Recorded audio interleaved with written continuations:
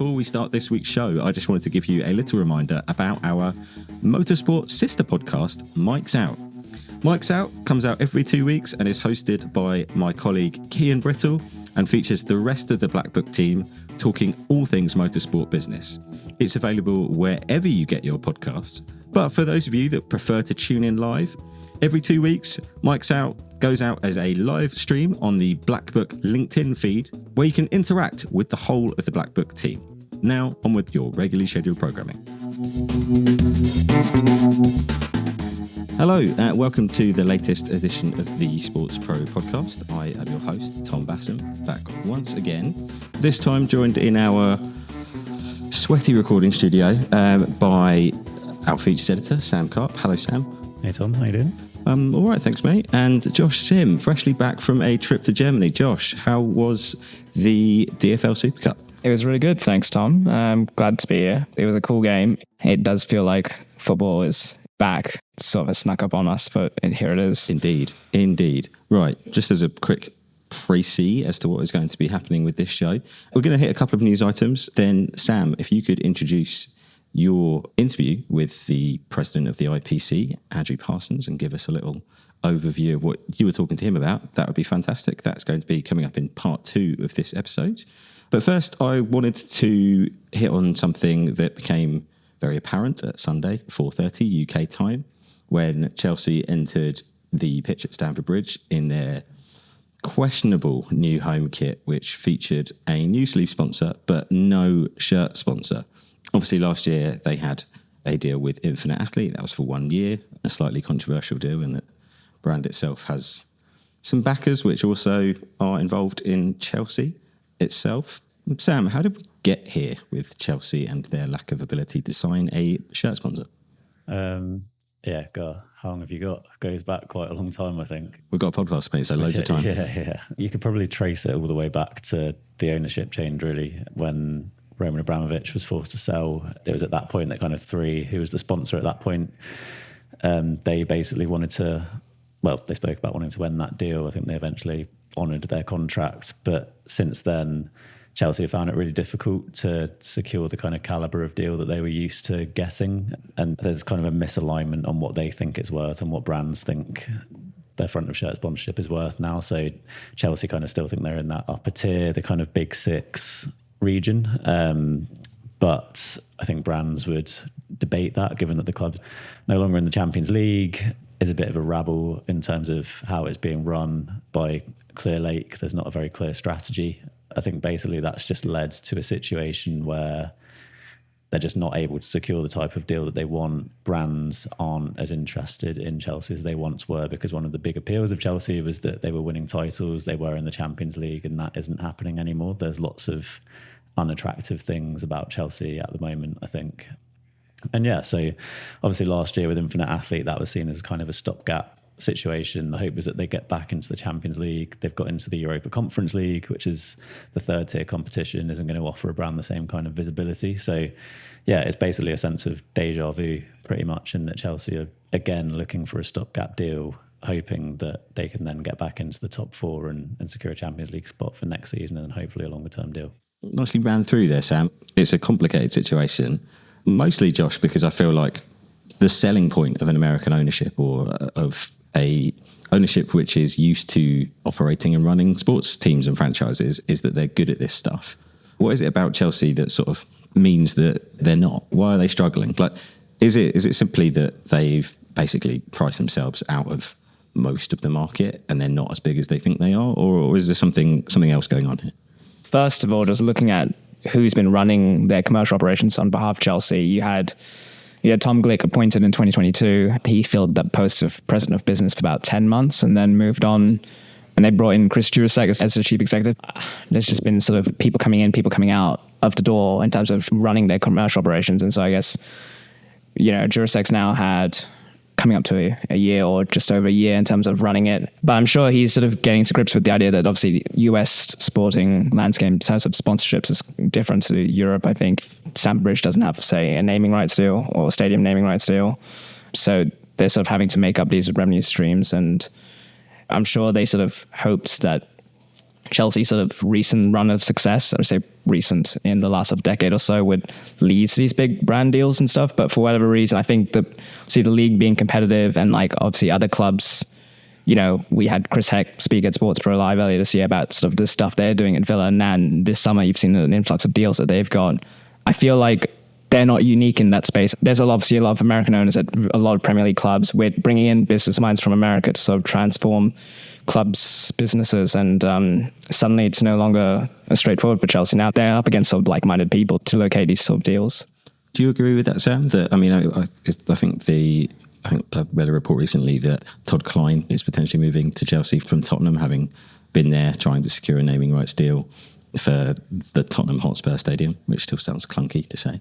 That perhaps Chelsea are playing catch up in this field, given that for such a long time they were essentially run as like almost a family business by Abramovich and his cohort of advisors.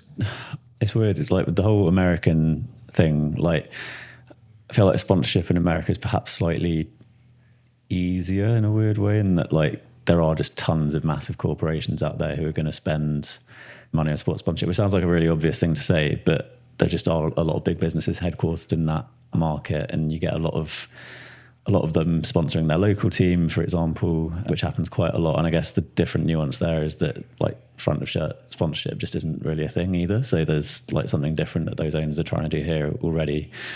But I think if you just look at it generally since that change in ownership, it just shows how far the Chelsea brand has fallen, really. If you look at like their history of shirt sponsorship during that period when they were successful on the pitch, it was what, Samsung, Yokohama Tire, 3, as I mentioned, all like very recognizable big brands. Since then you've had Infinite Athlete, who you mentioned before, had links to the current owners, also had revenues of apparently $15 million, I think, when they signed the £40 million deal. And they've also had Bing X on their sleeve, Whalefin, Fever, not household names, I don't think. I think it's quite illustrative of the demise of their brand since what happened with Abramovich, and also what has happened since. The new ownership hasn't got it right since they came in. And they've also had a situation over the summer where Enzo Fernandez, who was the captain in their first game, was forced to apologise for posting a video on social media of a chant that was deemed to be racist. So if you're a brand looking at that, you're being asked to come in for 1 year to spend £40 million and then essentially be told to go on your way if Chelsea do get back into the Champions League. I don't think it's a very attractive sell if you are a prospective sponsor.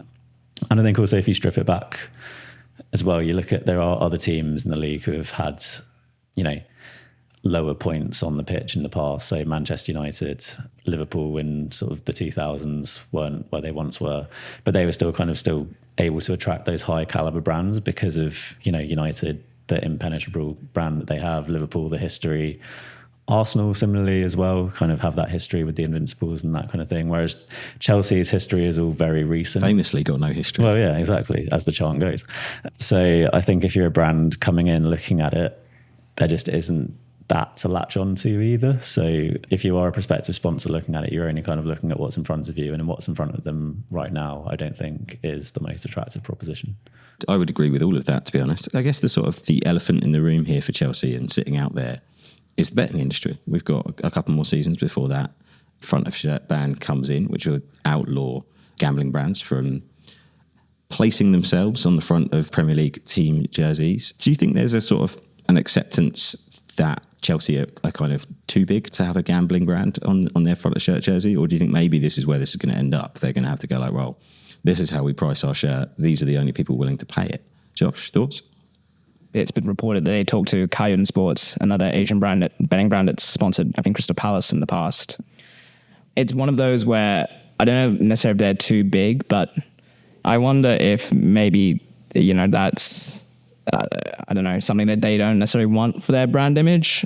We've seen a number of Premier League teams this summer have gone for that sort of short-term betting brand deal. So, you know, I wonder what they're sort of weighing up in terms of image, and sort of, I wonder if that's the thing, the ethics or the perception of that is what's sort of holding up any sort of desire to sort of move into that space. Because looking at how much they're recruiting in terms of players and staff, like you'd think that sort of having that revenue up front and real quick would do wonders towards sort of continuing their massive shopping spree. I don't think they're going to be too worried about the type of brand that pays it, that just wants someone to pay it. Like, as I said before, like Bing X, Whalefin, both, I think, crypto brands, they weren't afraid to sort of jump into that industry. And yeah, a lot of the names that have been linked have been betting companies. I think Riyadh Air was linked, but I think if you're an airline, and especially one that wants to sort of get that global awareness, they've done a deal with Atletico Madrid. You got the impression that they probably wanted to sponsor Chelsea if they were in the Champions League, and they weren't able to do that.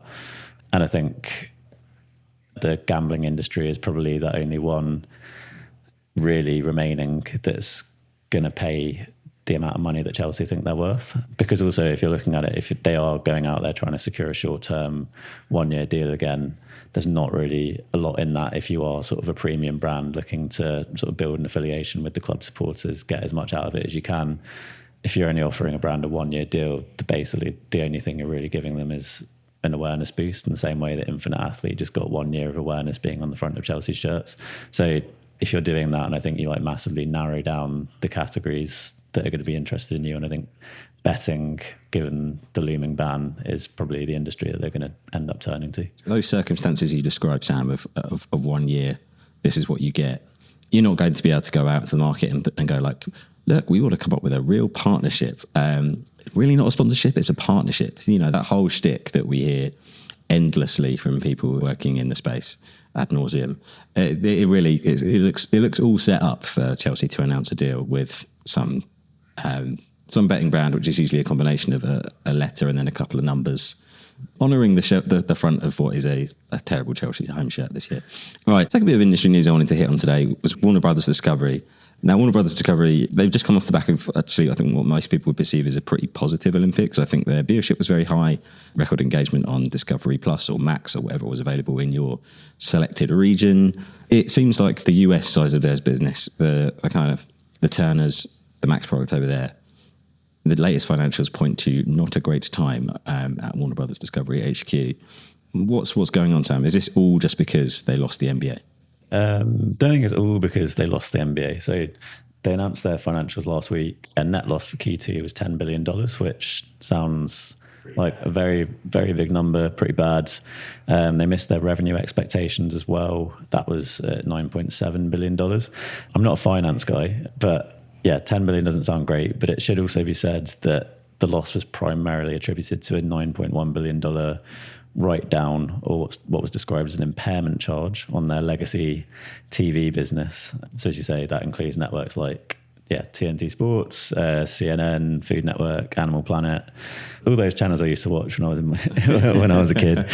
But yeah, they've put it down to continued softness in the US linear advertising market. But they did also say uncertainty related to sports rights renewals, including the NBA. So that's clearly playing a part in it. But I think what that write down kind of suggests is that it says a little bit more about their legacy television business and the way that, I guess, viewers and advertisers are shifting more towards streaming. So they obviously are prepared for that because, as you said, they do have Discovery Plus, they do have Max, and they're going very big on the streaming side of things. But they do have this massive legacy linear TV business that they're going to have to figure out what to do with, because at the moment that is a real loss maker for them.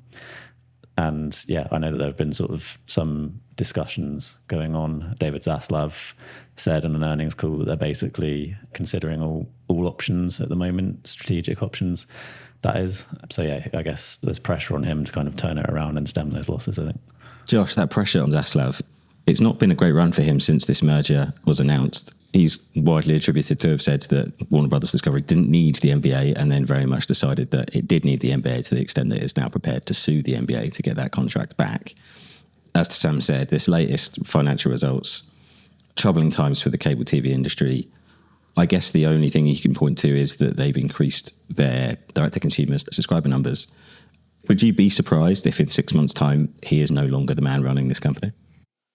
No, I wouldn't be. I think his MO coming in was to help make that company a lot more profitable. But in doing so, also has angered not just the NBA, but also I think during the pandemic when they sort of were cancelling various TV shows and movies, so it seemed to annoy creatives in Hollywood as well. So it's been a really bumpy road for Zaslav, and it's one of those where he seems to sort of say something and then sort of have conviction behind it. And then a few months later, it turns out to go the other way and he's forced to backtrack. And with the NBA stuff, I mean, you had one of the biggest sports personalities in Charles Barkley sort of directly calling him out and saying your comments had consequences in terms of where we stood with the NBA. So no, I wouldn't be surprised if he's not there. I guess it's what's going to come first, really. Are they going to sort of spin off more assets? Are they going to split up, as sort of some people are suggesting they should first? And is he going to be the guy who oversees that, or whether it's going to be taken out of his hands and sort of someone else is going to have to come in and sort of do all the things he was meant to do all over again and have the company it's kind of now like a bit of a catch-22 situation where they're sort of in this cycle that they have to sort of break out. Yes, they've added more Max subscribers, but they've still not made their streaming division profitable, whereas I think Disney and Paramount have had a lot more success with that as well. Yeah, I guess the kind of the big picture thing here is just the general broader struggles for those big media giants and how they're set up, right? Those kind of businesses made a lot more sense 10 to 15 years ago when it was seen as a positive to have like cable channels as well as a studio. You didn't need to worry about streaming. That wasn't even a thing. Whereas now they've got these kind of large businesses that are essentially dying. It's almost managed decline on how you transition to that. Part of Zaslav's strategy, it seemed to me, has been to, I guess, what in business terms you would call streamline the operations. Things like CNN Plus were cancelled pretty early. Golf TV, which was another failed Discovery launch, I think that was even preceding the merger. Sam, before we move on, just a last thought on this. To you, what makes sense? Is it splitting up this business, or is it simply just really pushing hard on the streaming side, or is there a third way? What do you see as a kind of the future? Not just like Warner Brothers Discovery, but for those big beast media giants. We've seen it at Paramount, we've seen it with Disney too. Well, if I get this right, maybe I'll be the CEO of Warner Bros. Discovery in December. But all incoming requires to Sam's agent, me. I think, well, the latest reporting kind of suggests that splitting up the company isn't going to be what they're going to pursue, because it sounds like that would just be a bit of a operational headache. And it sounds like what they're going to be doing is selling off smaller assets, which it seems like the least disruptive thing to do is to kind of sell off things which aren't core parts of your business, so that you can focus on the things that are. I mean, yeah, it would make sense fully to kind of focus more on the streaming side of things, given that that's the way it's going for them. I think what's kind of troubling, though, I guess, is another thing that's happened this week is that, or at the end of last week, was that they've kind of had the launch of Venue Sports temporarily blocked by a judge for basically being anti-competitive, and that was actually something that they referenced in that analyst call as something they were optimistic about. Ill-judged optimism, it seems. Well, yeah, so it would seem, and you wonder now if like that's kind of an opportunity, given that the launch would be pushed back till 2025, you wonder if that's kind of an opportunity for ESPN and Fox to be like, well, actually, not sure if this is worth the trouble for us now, having seen that Warner Bros. Discovery has lost the NBA. So yeah, I think focusing on Max, focusing on Discovery is good, given that those have been positive recently. They're going to have to make sure that basically a lot of the traction that they built during the Olympics over here in Europe is maintained. And then, yeah, it's a case of kind of going down what they've spoken about, the route that they've spoken about doing in terms of really honing in on that streaming side of things. If it is selling off those smaller assets, then getting it done probably sooner rather than later, but ultimately just deciding on that path sooner rather than later, I think is the main thing. So yeah, I think that's kind of, there's no answer in there. I'm completely aware of that. I think it's a good enough overview. That's kind of where I'd go with it. I think they've invested so much basically on the streaming side of it that you can't, and with this write down as well, it's a clear acknowledgement of the direction of the business and where they see it going. So you've got to kind of double down on it at this stage, I think. For sure. Josh, before we move on, what would you do if you were the CEO? Well, I mean, you can be COO to CEO if you want. But let's take the view of you as being a sort of outside investor, right? Do you think that looking at the Warner Brothers Discovery sports portfolio in the US, which is some college football, NHL, some MLB, and now no NBA, is that enough to bring something to the party on Venue Sports? If you're Fox and ESPN, would they be sort of looking at them now and being like, not really sure you guys are it anymore? It's tricky because a lot of the properties that they have, MLB, ESPN already have MLB, for instance, right? NHL college football, similar. Yeah, if you went in on venue sports, it'd be to be the collectionist to have sort of all of them, right? But I might be biased because I'm an NBA fan, but that's what has stood out about their coverage, is the personalities on it and the presentation of it. So whether they'll have enough, I know you mentioned they've done some deals with college football, some sub-licensing deals. They've got the French Open as well starting next year. I don't know if it's going to be enough, or rather they're going to have to sort of double down on the personalities in the presentation when they present those sports to really distinguish themselves from an ESPN or a Fox, who also do, as we said, also have rights to the MLB and NHL. And yeah, it's going to be tricky. The one thing I wanted to add to sort of if they do go all in on streaming, I think one of the big fears with losing the NBA rights is the fees they get from cable distributors and whether that will shrink as a result of that. Now they're pretty confident that they can still charge these high fees, but I guess if you double down on streaming, then, they'll probably face more sort of questions from these sort of cable distributors like DirecTV and stuff. So it's a tricky balance to strike. It probably makes more sense to go all in on streaming, but at the same time, you risk sort of taking away what's been a key revenue source for you for a long time. So you sound like a cautious investor. I think that's probably where we'll leave that classification. Now, Sam, your time to shine. What have we got coming up in part 2? So you're saying I didn't shine during that first part? Okay, fine. More time for you to shine. Solo shining. Shining brightly, singularly, like the North Star of this podcast. Part 2 coming up, we're going to hear from IPC President Andrew Parsons. Obviously, the Paralympics start on Wednesday next week, on the 28th of August. The opening ceremony is. So I should make the point before we get into it that this interview was done on the 5th of August, so a couple of weeks ago now. But yeah, we talked about a lot. We spoke about what he made of the Olympics at that point, because we're obviously in the midst of that event, and kind of his impressions of France as a host. We spoke about accessibility in the host nation, which has kind of historically struggled with that kind of infrastructure, and sort of spoke about some of the legacy initiatives that are going to happen as a result of the games. We also spoke about whether it's difficult to remain politically neutral in a pretty divided world at the moment, and then some of the themes around this year's Paralympics. So challenging the kind of sometimes patronising perceptions that people have of Paralympic athletes and the role that their sponsors and broadcasters are playing in that. Channel 4 in this country, for example, has run a really good campaign. And then, just more general stuff, ticket sale updates, viewership targets and general ambitions for the event. So quite a lot of ground covered. Lovely stuff. Let's cut to Sam and Andrew Parsons. Sorry to interrupt your podcast. This is just a quick reminder to check out our Sports Pro Plus trackers. Now, our Sports Pro Plus trackers cover both the sponsorship and media spaces. They're regularly updated, featuring contract details, terms for all of the sort of major deals going on throughout the global sports industry. You can access those Sports Pro trackers via a Sports Pro Plus membership. If you're not yet a Sports Pro Plus member, good news, you can sign up today using code podcast10 at checkout to get 10% off an annual subscription. That is code podcast10 at checkout. And that will apply, only for an annual subscription. Terms and conditions apply. Back to Sam and his conversation with Andrew Parsons. Andrew, thanks so much for taking the time to chat with me today. I'm sure you're very busy.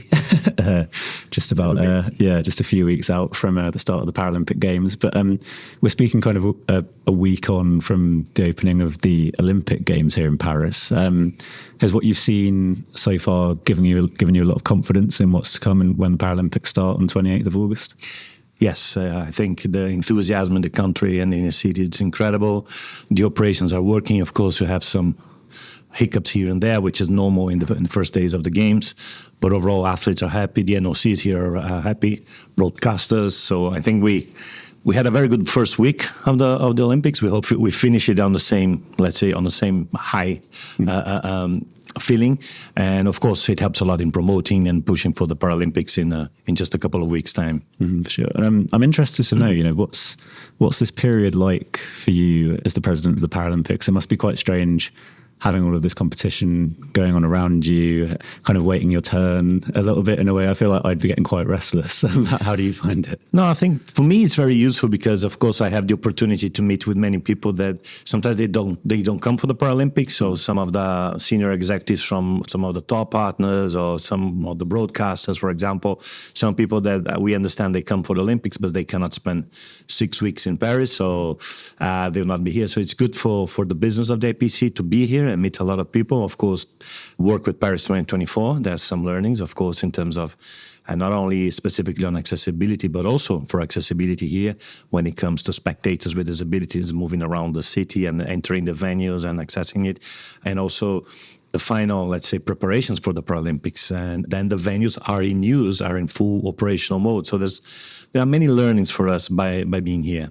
Yeah, for sure. And what are your expectations then? What are your ambitions for this summer's Paralympics? You know, have they got even more ambitious based on what you've seen here so far?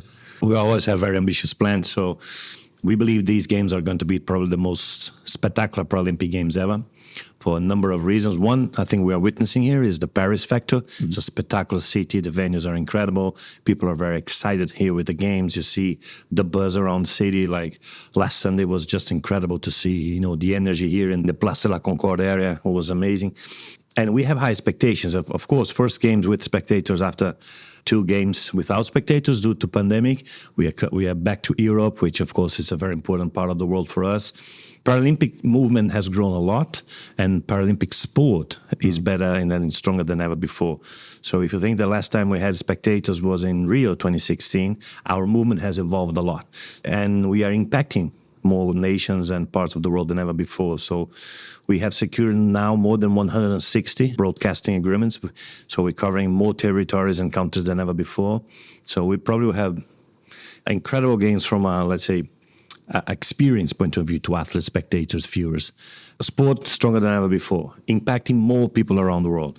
I think what we really need here to activate is to make sure that our games, they are seen as super exciting from a sport perspective. So people, wherever they pay ticket or they turn on TV or they go online, they watch something that is really exciting. Mm-hmm. But at the same time, they understand that what is happening on the field of play helps to make for a more inclusive world. And this is not only in France, not only in Paris, but we want that what happens in the field of play here have an impact in different parts of the world. For sure. And I just wanted to ask as well, you mentioned Tokyo and Beijing there being behind closed doors, but obviously Tokyo being held when it was a year later than planned, I guess that's given you one less year to prepare in a way, I suppose, for Paris. What has been kind of the biggest challenge during the preparations? I think one of the biggest challenges for us was how we had to squeeze an international calendar 4 years in 3 years. Mm. And of course, this affected the qualification criteria, which then affected the preparations for the National Paralympic Committees, National Football Federation. So that was the challenge, how we could have athletes planning and preparing for, let's say, the qualification competitions and getting here at the peak of their form to perform at a global stage. So I think this was really tough on us, and especially on the international federations, how to make sure that they could still put World Championships or what happens outside of the Paralympic Games in a very good level, but also have a fair qualification process. And in our case, classification as well. As we know, classification is a big issue in the Paralympic movement. So being able to offer classification opportunities for new athletes is something that is very important. And to do that in a 3-year calendar rather than a 4-year calendar, it is a challenge. Yeah, definitely. And in the build up to this summer, as there always is with an Olympic host, there was a lot of talk about Paris. There was a lot of talk about things like security, things about the Seine. I guess just also about like the ambition of what they're doing in terms of budget, in terms of sustainability, all those kinds of things. I know we're talking before the Paralympics have started and you won't be able to offer a full verdict until after those have taken place. But what have you kind of made of the French capital as a host so far? I think they are delivering in many fronts that they have planned and that they have promised, in terms of sustainability, in terms of optimizing and spending less money on the preparations for the games. Of course, this has an impact here and there in the experience of different stakeholders. I think they preserve the experience of the athletes, and this is, let's say, the most important thing for us. They are the ones who cannot be touched when it comes to their experience. We understand the frustration in our case, specifically at the Paralympics, in making the metro accessible. We do understand that. There was a high expectations from the disability community here in Paris and in France to have the metro system made accessible. They can't due to some issues with their legislation, but on the other hand, President Macron announced investments of 1.5 billion euros in making public spaces across France accessible. And the mayor, Hidalgo, has announced and is already implementing an investment of 125 million euros in making what I am calling the on-the-ground, let's say, part of the transport system of Paris more accessible.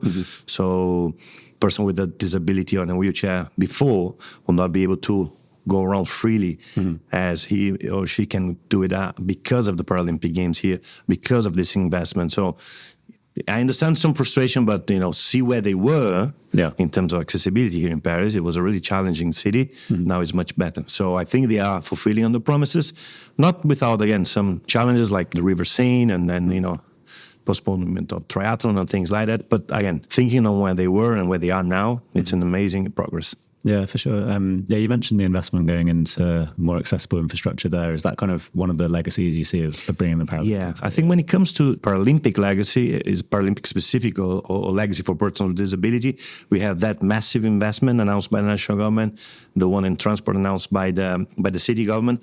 There is also a very interesting program called Club Inclusive, which is a very ambitious program that they want to turn 3,000 clubs more welcoming to persons with disability. And this is not targeting high-level athletes. This is, let's say, maximizing the opportunity for not only Parisians and French people with disability to practice sport. So it's a combination of intervention in the club infrastructure, but also in educating the physical education teachers, the coaches, and so in how to welcome persons with disability. And so far they have implemented it already in 1,500 clubs. And this is an interesting legacy because it's a legacy that probably we can copy and paste from here to everywhere in the world. Okay, that some of the key principles is something that we can apply most probably in any city, in any country of the world. So we are looking very closely to it. It was something that started with the French Paralympic Committee. Then the national government got interested in it. Say, look, let's not only make it in Paris. That was the first plan. Let's expand it at a nation level. Also some legacy when it comes to tax exemption law. So for example, they reduced the VAT on assistive technology devices from 20 to 5%, including sport equipment. So some of the racing wheelchairs or some prosthetics. And so this will make some of the sport equipment more accessible, more affordable to persons with disabilities. So there's a good combination of legacy here. And of course, that is the change of perception, which is difficult to sometimes to tangibilize. And we can only see it after we track a few years after the closing ceremony. But we hope that this will be a long-lasting legacy in how this country perceive persons with disability in a different way. I'm going to come back onto that kind of perception side of things as well, because I know that a lot of the broadcasters and the commercial partners as well are kind of trying to lean into that as well and play a part in changing those perceptions. I just wanted to ask as well, I guess, just as you were saying about, I guess, the delay to implementing some of the transport infrastructure, how confident are you that there will be ways for people with disabilities to get around throughout the games, both here in France and people visiting from around the world? Of course, the metro system is not very accessible, but the on the ground, as I call it, the buses, the bus stops, there will be 1,000 accessible taxis in Paris for games time. So I'm confident that they will be able to move around the city of Paris. First of all, far better than it used to be, but also in a way that will make sure that let's say, spectators with disability will be able to move around from their hotels or from where they're staying to the venues and back. When it comes, of course, to the athletes, the transport system, the dedicated transport system to the athletes is fully accessible. It's not something that we are concerned about. But one of the things that we want to make sure is because of course, spectators with disability, they also want to show up to the Olympics, not only to the Paralympics. So some of the things, they need to be ready, not only for the Paralympics, but for the Olympics. They have been. So it's good to see some of them. We are tracking, speaking, and collecting data from persons with disability so that if there is any adjustment that can be made for the Paralympics, we can then pass on this information to the city. Yeah, for sure. And in terms of who is coming to the Paralympics then, I know last time I checked, I think you'd passed the 1 million mark in terms of ticket sales. Are you able to provide a bit of an update now in terms of where you're at? Well, we are progressing. I don't have the numbers from the top of my head, but we normally understand that from the second half of the Olympic zone, there is this big peak. People tend to buy, of course, tickets first for the Olympics, and even they wait for some opportunities in sports that sometimes they want, or sports that they can afford, or sports that have tickets available, and then they will go to the Paralympics. So yes, it's a focus that we have. So we want to have, of course, we want to have sold out games here. But what we are following is very similar to past editions of the games, where we have a big push in the second half of the Olympics. So we have a very positive expectations that we will have full stadia. Are you sort of hopeful that you'll potentially break the record for an attendance at a Paralympic? Well, we don't know. The record is still London 2012, 2.8 million. It's very difficult to beat. Let's see. It's something, it depends a lot on because of course then depends a lot on the national enthusiasm on the games. And of course this has, for example, what happened in Rio 2016, the final days of the Olympics were very good for the Brazilian team. So this created excitement throughout the city that made probably many Cariocas then go and buy tickets for the Paralympics, or they were just maybe waiting for the Paralympics to finish.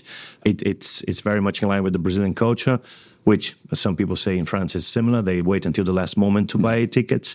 So I don't know if we will break the record, and I just want to have good crowds after 2 games without spectators, and it was really strange to see incredible athletes, incredible sport in front of empty stadium in Tokyo. So to be able to see the athletes performing in front of good crowds is something that will be incredible again. Yeah, I think people have definitely kind of welcomed that massively and embraced it Exactly. during the opening week here. I guess another thing with the Olympics and the Paralympics is that geopolitics is never really too far away. It's always kind of there in the background, and we're obviously seeing Russian and Belarusian athletes competing as neutral again here in Paris. But there's also been the conflict in Gaza to contend with as well.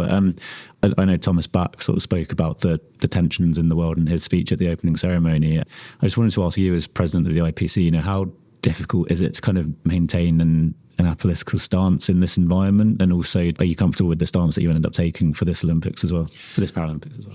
Yeah, it is difficult because there is, I would say, a phenomenon where people expect a lot from the world of sport, and sometimes more than they expect from their own national or global leaders.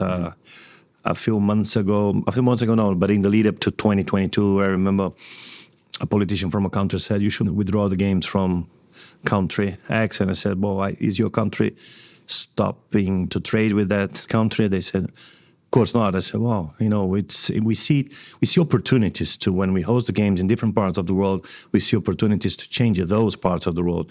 I understand people have high expectations that sport aligns with their opinion or their view of the world. And so we understand that what we have to do is try to make sure that we are not guided or we are not minded by those views, and that we try to bring the world together through sport. And but of course, we have rules, we have our constitution, and that's the reason why athletes from Russia are competing here in Paralympics as neutral athletes, because their National Paralympic Committee breached some articles in our constitution by using our own movement to promote the war and promote the invasion. And this is not allowed under our constitution. That's why they were suspended. So let's say it was not the breach of the Olympic truce per se, but it was how they then used the Paralympic movement to promote that. The same with Belarus, which is a different situation, because many people ask, well, it's not the same with Israel and Palestine. We say no, because both national Paralympic committees, they are not using our movement to promote any political view. So that's why they will be competing here as Israeli athletes, as Palestinian athletes, different from the Russian and the Belarusian athletes. Yes, it's very hard, very difficult. We try to stay not above these issues, but not let them influence, and not allow, let's say, I not let my personal opinion on these matters to guide IPC. We have different instances, we have different bodies. So to answer your question, I am happy with the stance we took, because it was the majority of our movement. So it was our General Assembly who made the decision to have those athletes as neutrals here. And it's my job to then implement what they have decided. You mentioned before as well records coverage for a Paralympics as well, 160 territories around, or more than 160 territories around the world. What do you kind of put that down to? What have you? Is there anything you've done as an organisation to try and expand that reach and make it more appealing to those broadcasters? Yeah, we have been doing this for a number of Paralympic cycles now, working with the broadcasters and creating those relationships and making sure that we could offer services to them also in between the games, so that the interest is there not only during the games, but that the games are the pinnacle of something they are already been doing. For Tokyo, we had a project with the University of Loughborough, a project called Para Sport Against Stigma, and one of the elements of that project was to offer to 40 nations in the African continent the broadcasting rights for the very first time, which they took the opportunity. So finally, in some of these nations, we were able to broadcast Paralympics for the very first time. Many of these countries, they had athletes competing in Tokyo, and now they bought or they broadcasting rights. So the population of those nations will watch the Paralympics for the second time. And in all these nations, they have persons with disability, they have athletes with disability. So I think we are growing, and also there is a growing interest from media vehicles. This is the first edition of the Games where we have to implement quotas, which is something very common in the Olympics, but in the Paralympics it wasn't. Now we are implementing it because of the growing, let's say, interest from different vehicles from different parts of the world in coming to cover the Games. So I think it shows that we are progressing. We are, let's say, our movement is becoming more relevant. So there are many things that we're doing in that regard, and especially not only leading up to the Games, but making sure that in between Games, parasport become and remains relevant. Are there any territories in particular that you've seen greater interest from that are coming online? Well, of course, Asia, after 3 Games in Asia, from Pyeongchang, Tokyo, and Beijing, there's a lot of enthusiasm from that part of the world. We are seeing a growing movement in Africa as a result of that kind of intervention that we made there with the program. We are seeing, of course, in the US, because of probably the 2028 and now 2034 Games, they will host the Paralympics twice in a span of 6 years. So there's a growing interest there. We are growing steadily all across the globe. I don't think there is one particular region. I would say Asia, because of the last decade of Games. I live in the UK, so a lot of the Paralympics coverage I see is through that lens. And I think I mentioned it before, and one of the things that Channel 4 is really doing with its coverage this year is kind of, challenging what is described as patronising attitudes towards the Paralympics. And I think that campaign in the UK gained a lot of traction, got a lot of publicity, just because of the strength of it, basically. Do you personally think, not only fans, but maybe, the media as well has been patronising in its coverage of the Paralympics in the past? And do you think that is now starting to change? It's different to generalize. I say, of course, probably some vehicles, some journalists, some people, some anchors in parts of the world. Yeah, it's a reflection of how persons with disability are seeing in that particular society. But at the Paralympics, they offer that opportunity for them to learn. And I think Channel 4 is a very good example. When they started to broadcast the Games in 2012, the Meet the Superhumans campaign was just incredible. But probably today they would do it differently, because the movement of persons with disability have evolved and the message now is different and so on. And they have learned and they have followed the movement of persons with disability. So now the message is just absolutely spot on. So I think one of the good things about Channel 4 is not only, let's say, the good sense of humor and all of that, but also that they know what they're doing. And they are moving along with the Paralympic movement and with the global movement of persons with disability. So again, with this, we are advancing the agenda of persons with disabilities. Not that they are doing their own thing or the broadcasters are doing their own thing. They are doing something that really speaks to what we are doing in the Paralympic movement. I think it's a natural thing of human beings. Some of them will patronize persons with disability and so will not. And this is what we want to, with the Paralympic movement, to show to the world. Persons with disability, they don't need favors. They don't need people patronizing them. They need opportunity. As we all need opportunities in our life, they need opportunity. When we give them in sport with the Paralympic movement, they excel. They inspire the world. They surprise the world. People get absolutely stunned with what they do. We want to transfer that outside of the world of sport as well. So to, education, employment, business, everything, person with disability, if given the opportunity, can do anything. Yeah, definitely. And I've also noticed it a little bit from the top sponsor side of things as well. And a lot of the domestic partner campaigns here in Paris is that a lot of them are focused on the theme of accessibility and inclusion. I think one of the first ads that I saw when I got off the metro when I arrived in Paris was Toyota's Mobility for All campaign. Obviously, Samsung Open Always Wins as well. I was with Accor yesterday and they're using the Games to promote one of the accessible rooms they're launching at their hotels. Do you feel like you as a Paralympic movement are kind of benefiting from the greater focus on DEI since COVID and kind of the role that companies want to play in that and kind of wanting to promote their own DEI credentials, and is that something that you're seeing and benefiting from? Well, what I'm seeing is that the top partners are coming on a journey with us. I think when we signed the agreement with the IOC in 2018, one of the benefits of that was that automatically the tops became partners of the IPC. and the Paralympic Games. And some of them were already our partners for a long period of time, but they were learning and understanding what we stand for as a movement, what our athletes stand for as role models, and where, our mission and vision, what we want to achieve with the Games. And accessibility is one of them. Mobility is one of them. One of the main challenges for an athlete with disability in the beginning of his or her career is just to move from where he or she lives to the training venue because of lack of accessible transport in nations. So I will never forget when I had this conversation with Akio Toyoda himself, and he said to me, that the partnership with the IPC made me understand that my own company, which is in my family for 3 generations, is not a car company, it's a mobility company. We exist to enable.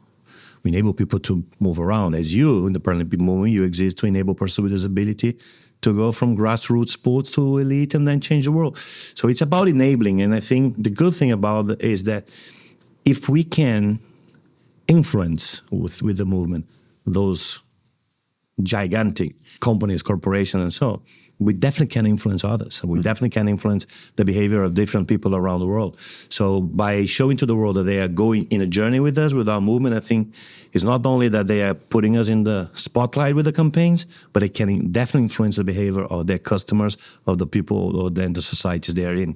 And this is a very good thing to have as a result of our partnership with them. Not only the commercial side of it, but this transformational side of it. Mm-hmm. Yeah, and it's definitely, I feel like a lot of, in terms of the sponsored rosters that I've seen this year, there's a lot more Paralympic representation within those as well. So the boost that it's giving to the profiles of the Paralympians also seems to be pretty significant. It's a process, no? And I think, of course, people sometimes, they don't want to wait. We want the change, and change needs to be done now.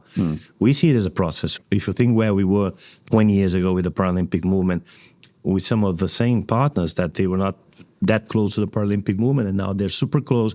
As you're saying, they have their own ambassadors, Paralympic. They launch their teams with both Olympians and Paralympians. Some of them have less Paralympians than Olympians. Some have the same number. But the important is that we are progressing. And I think this is the best thing. If you think where, let's say, the Olympic movement was a couple of decades ago and where it is now, for us it's the same. We want to keep progressing and advancing. As a product, of course, as a commercial enterprise as well, because we need money, we need funding to implement the programs to develop Paralympic sport in the 4 corners of the world. But also when it comes to the messaging of equality that the Paralympic movement stands for. So I think, I'm really happy to see that progress.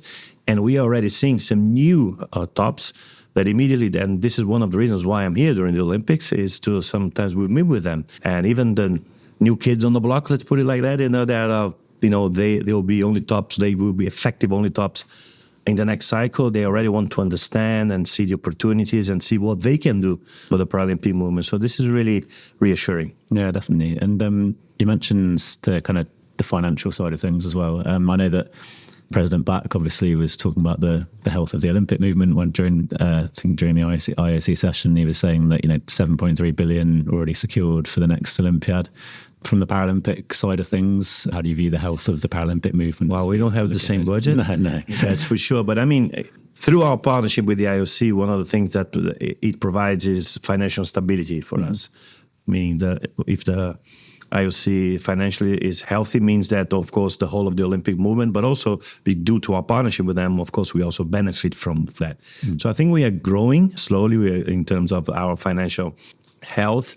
We are changing a little bit, let's say, the investment and the things that we do, because we are a membership-based organization. We like to say we're a membership-based athlete center. So we want our money to be able to distribute more money around the world through programs and projects, not just throwing money out. We cannot do that. So, we are growing slowly but steadily when it comes to the finances, but also in making sure that our programs are more sophisticated and they can be more effective, so we can spend really well every dollar that we put into the promotion of Paralympic sport. Yeah, and what are the key areas that you're kind of looking to invest in?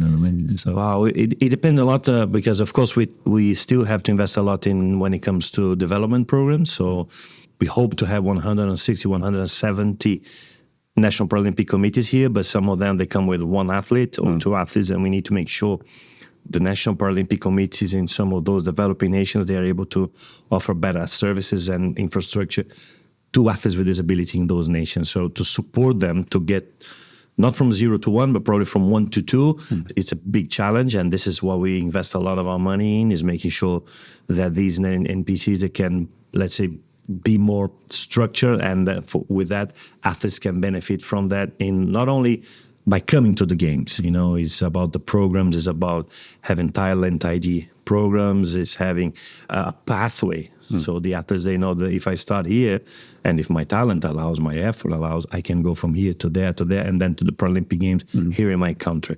At the moment, we still have some of the top countries in the world, and there's a big gap between probably the majority of the countries, and we try to balance that, investing in that. Of course, then we also invest a lot in broadcasting.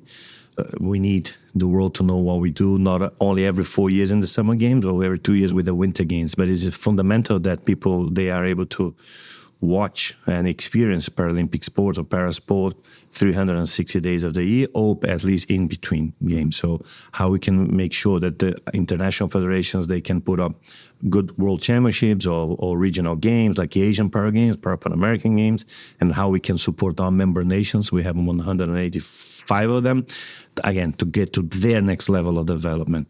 So basically, this is what we focus our resources in. Yeah. It's a lot of things to. And that's why we need to prioritize. And there are some other things like develop classification and make sure we can progress with a more reliable classification system across all the sports in the program. How we can make sure that our countries and IFs, they have good anti-doping services and so on and so on. The normal thing for sport organizations. But still, we need to make sure that at a global level, we all get to the next level of development, because it can't be that the Paralympics is up here, but the Paralympic movement on a day-to-day basis is down there. We need to make sure that we can progress it. Just bringing it back to Paris now then, as we speak again, as I say, a few weeks out, what's going to constitute success for you when we reach that closing ceremony? I know it feels ages away now, I imagine. But no, it's a combination of things. And let's say there are some incredible things here. For example, this is the very first time that we are able to broadcast live all the 22 sports in the program. So it sounds like this is a given, but it's not. It's something that we are doing for the very first time.